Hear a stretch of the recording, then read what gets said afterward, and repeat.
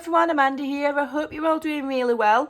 I'm here today to share week 2 of my basic mixed media challenge. So this is something I'm doing over in my Facebook group. The link is in the description box below every single video. And the aim of this is to encourage everybody to get creative, okay? And to give creativity a try. So this was week 1. So it's a basic mixed media challenge. So I'm keeping it really simple. Mixed media, the word itself can intimidate people. They're not quite sure what it means. And, you know, you'll see fancy layouts with sprays and watercolours and all kinds of fantastic crackles and goodness knows what. And it can feel really intimidating. So I'm breaking it down and making it basic so that anybody can give it a try. Okay, so all of the images here, this was week 1, I provide in my Facebook group. All you need is a printer, some scissors and some glue.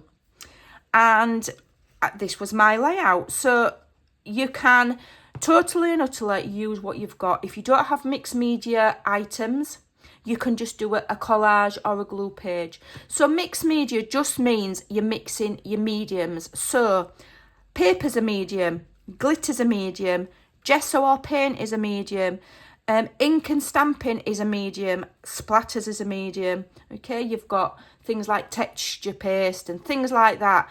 And you're just mixing them, and you're mixing them in layers, one on top of the other, to create an interesting page, okay? In whatever format you want, whether you cover the whole page, whether you just do the centre, you can do whatever you want. If you don't have mixed media supplies, you don't have gesso, you don't have this, you don't have that, you can just literally do a collage, okay? Just do a collage or a glue book style page. There's no right or wrong. It's all just about being creative, getting these images down in a way that pleases your eye. There's no right or wrong. So this week, for week 2, I've given you some more images. You can mix and match. As we go through the weeks, I'm not sure how many weeks I'm going to do. It'll be a minimum of 4. And as we go through, I'll kind of keep them not exactly the same, but it's going to be kind of a nature, vintage, they're all kind of going to go together. I'm not just going to suddenly throw in, you know, a gonk or, you know, something that doesn't match, or a frog.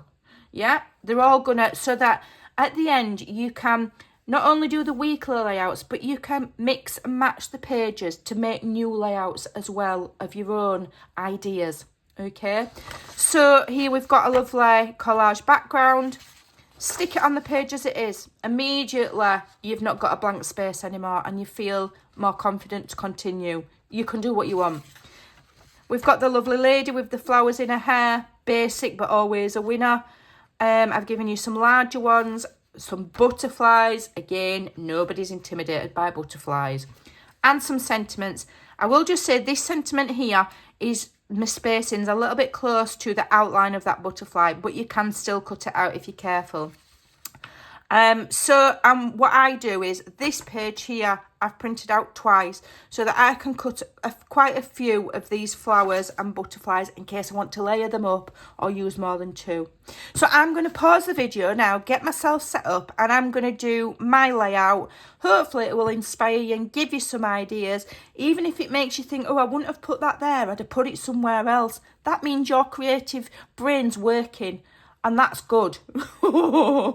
Okay, so let's get cracking. So off we go. I've sped it up so that it's a little bit quicker. And I'm priming my whole entire page with some gesso. It just protects your paper, whatever you're using, stops it leaching into the paper, and you'll get brighter colours because things will kind of sit on the top of it. Unless obviously you want to do organic watercolouring, in which case you wouldn't do this because you want it to soak into the watercolour paper. Really important to dry your layers in between, fully dry. You don't want layers and layers of soggy wet paper, okay? You won't get good results. So here I'm just using the collage sheet, and I'm using my decal edge ruler to rip it to size. This just makes your life easier. It's not essential you can rip by hand. They're just one of those fairly cheap tools that just makes your life a bit easier. And if you want your rips to be like random but at the same time organised, it just helps. So now I'm going to add some matte medium. So this seals the page. I'm only using 120 GSM standard copier paper. I've printed on high, but I don't want the paper to go soggy. I don't want the images to get ruined, and I want to maintain the vibrancy of the images. So putting a matte medium over the top will do that. Also, whatever else you put over the top, if you've got a matte medium on, you change your mind, it kind of like puts, for want of a better word, a plasticky layer over. So I'm putting this gesso on. If I decided I didn't like that, I could get a damp cloth and wipe the whole thing off. That's the beauty of the matte medium. So I'm just using an old card here, cleaning it as I go because I use it for other things. Fully drying that. So that's muted that collage page, but you can still see it. Okay, you can still see it's given like a chalky overlay to it. So it kind of blends it into my page, kind of. But that's going to be my base now for my focal points, which I'm going to start and adhere with a glue stick once this page is fully dry. Okay, I'm just having a think of what I'm going to do. I'm going to do some modelling paste, but I decided to put my images on first. Now, here's something that I do. I've said it before. I will practice my layouts, and here I took a photo of it so that I can refer back to it and remember where I'm going to put things. One of the flowers I didn't put in quite the right place. I'll tell you about that at the end. But, you know, it doesn't matter. It's all about learning and enjoying and just having fun. So I'm just placing my images where I want them, framing that lovely pretty lady there. And the images on the printer paper, they really have come out lovely and vibrant. I'm really pleased with them. So I'm going to seal over again with the matte medium, and I put a little bit on a silicone mat. Just make sure that I'll wash the silicone mat fully when I've done to make sure there's none left on it, spoiling my mat. And again, it just keeps the vibrancy of those digitals, and if I decide to put anything else over, again, it's going to protect it, and I've got the opportunity to remove whatever I don't like. Okay, so I'm just going to also coat the second butterfly. I'm going to layer that up on the bottom butterfly in a kind of 3D manner, but I do want to just protect it as well with some matte medium. So I'm using a Ranger heat gun here. Any heat tool will do. Cheap one, I think you can get them for about £9. You don't have to get expensive ones. They all do the same thing. Just the Ranger one is quieter. So a lot of people favour that just for that reason, because it's quieter. Okay, so I'm adding my texture paste here. I'm still trying to find a texture paste that I'm 100% happy with. Not happy. To me, I'm using the Galleria, and to me it gives a kind of, for want of a better word, a foamy look, like it's poofy, and I don't like it. So I might try and have a look for a different one. I want more crisper, firmer images when I'm stenciling, but it will do. You know, it doesn't matter. It was cheap, and I will use it, and then when it's done, I'll try and find a different one. So with texture paste, it's really important that it's fully dry. If you don't have a heat tool, leave it overnight. Now, I missed a massive chunk out there because I forgot to press play. I will tell you what I did at the end of the video. I'll talk you through it. I just forgot to press play. I do apologise. So there, I've made that other butterfly 3D with a bit of foam tape. And I'm using some archival permanent ink to edge my sentiments so that if I do put anything else on, the ink won't run. I don't actually put anything else on, but it's just in case. It's just good practice. And I'm adding my sentiments there.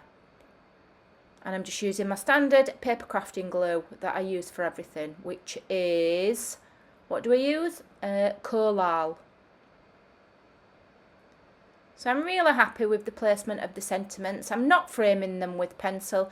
I'm not terribly good at this shading lark. I'm still kind of experimenting with it. And I realise in a moment that I've actually picked up a grey pencil instead of a black one. And it's got a horrible green hue to it when I add the water. And I don't like it. So lesson learned, I will make sure I take note of which pencil I'm picking up in future, and I will carry on practicing with my shading until eventually I will get it right. One good thing about doing things like this is you will learn things, and you learn more by doing things wrong, which sounds ridiculous. I've learned, for example, do not stamp over the top of texture paste. It doesn't like it. Okay, it doesn't react well. Don't do it. So I'll know not to do that again. And, you know, I know not to use that horrible grey pencil. So here I'm just using my Inktense pencils to kind of just add a bit more colour. Because it's never enough. I don't do minimal. You just keep going till you're happy with it. Okay, and just enjoy it. So here I'm using some calligraphy ink, which is a new purchase. It was only about £5 to do my splatters. It gives a nicer finish in my opinion than paint. It's brighter, more vibrant, and because it's more fluid, it's easier to use. Okay. So here's my finished page. I realised watching the videos back that there's a big chunk missing. So when I was doing the painting here, completely and utterly forgot to press play. So I'll tell you what I did. I've just messed about with my watercolour paints, and I added the colour at the top, then I added water, let it all run down, and then I added some stamping. One thing that I learned doing this page is do not stamp over the top of texture paste. It kind of just like goes mushy. It doesn't like it. Don't stamp over the top of texture paste. I won't do that again. And then the watercolour paints that I had have got like a iridescent hue to them, so you might not be able to see it, but up close you can see that in and between all of this texture paste here is like a iridescent purpley glow. It's really nice. And then I did go over the top to make it stand out a little bit more with a finger dauber and some purple distress ink, and I also went around the edges just to frame the page. Obviously I can't frame there. So what else would I do different? This flower here should have been a little bit further, tucked in a little bit further. It's a little bit out of balance. It needed to go in a little bit further, but that's been really critical. Don't be too critical with yourself. My page isn't perfect, but I absolutely thoroughly enjoy doing these. Okay, we don't have to be, and I've said it before, Van Gogh, okay? Just have fun. I've loved it. I've spent maybe 3/4 of an hour doing this page, and it's been pure bliss. I've loved it. I hope it inspires you to have a go. Nothing needs to be perfect. Just enjoy sitting, being present in the moment, just you and your page. Block everything else out of your mind and have some fun. See you next time. Bye.